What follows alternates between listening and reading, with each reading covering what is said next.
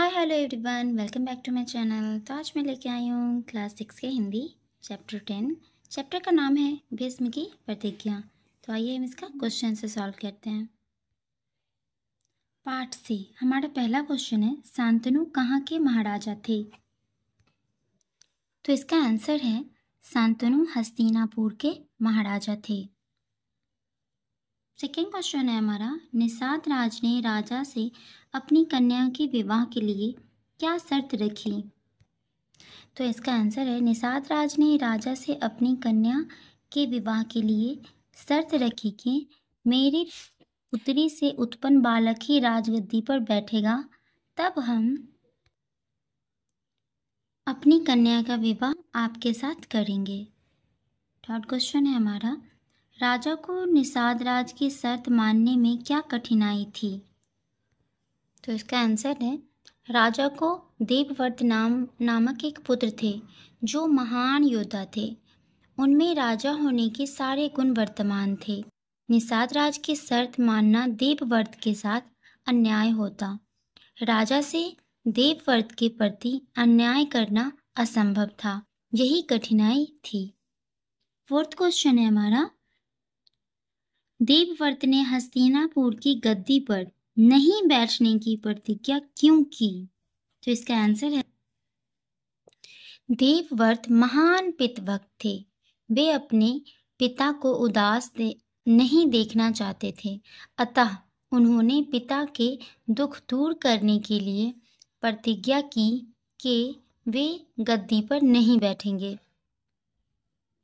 Fifth question है हमारा, देवव्रत का नाम भीष्म क्यों पड़ा? तो इसका आंसर है, जब देवव्रत ने निषाद राज के सामने भीष्म यानी कठिन प्रतिज्ञा करते हैं कि मैं आजीवन विवाह नहीं करूंगा, उस समय देवताओं ने उनका नाम भीष्म रख दिया। सिक्स्थ क्वेश्चन है हमारा, देवव्रत ने दासराज की शर्त क्यों मान ली? सही कथन के आगे सही का निशान लगाइए। वह राजा नहीं होना चाहते थे। उन्हें निषाद राज को प्रसन्न करना था। वह ब्रह्मचारी बनकर यश कामना करना चाहते थे। वह अपने पिता को सुखी देखना चाहते थे। तो इसका आंसर यही है, वह अपने पिता को सुखी देखना चाहते थे। नेक्स्ट क्वेश्चन है 7 नंबर, मिलान करें स्तंभ क और स्तंभ क। मैंने इसमें मिला लिया है। शांतनु है हस्तिनापुर के सम्राट। सम्राट का अर्थ वही होता है महाराजा। भीष्म थे हस्तिनापुर के युवराज। सत्यवती थी दशरथ दासराज की पुत्री, और दासराज थे निषादों के राजा। तो अब ये हमारा नेक्स्ट क्वेश्चन है पार्ट से आगे। पहला क्वेश्चन है, अगर आप भीष्म की जगह होते तो क्या करते? तो इसका आंसर है, भीष्म की जगह मैं होता तो वही करता जो भीष्म ने किया। सेकंड क्वेश्चन है, इस एकांकी का कौन सा पत्र आपको अच्छा लगा, क्यों? तो इसका आंसर है, इस एकांकी के पात्रों में देवव्रत मुझे सबसे अच्छा लगा, क्योंकि अपने पिता की खुशी के लिए उन्होंने सब कुछ त्यागने की प्रतिज्ञा कर ली। नेक्स्ट क्वेश्चन है थर्ड नंबर, हस्तिनापुर को वर्तमान में क्या कहा जाता है? तो इसका आंसर है, हस्तिनापुर को वर्तमान में पिलरी कहा जाता है। फोर्थ क्वेश्चन है, दासराज की शर्त आपको उचित या अनुचित लगी, क्यों? तो इसका आंसर है, दासराज की शर्त उचित थी, क्योंकि अगर बिना शर्त के यदि शांतनु से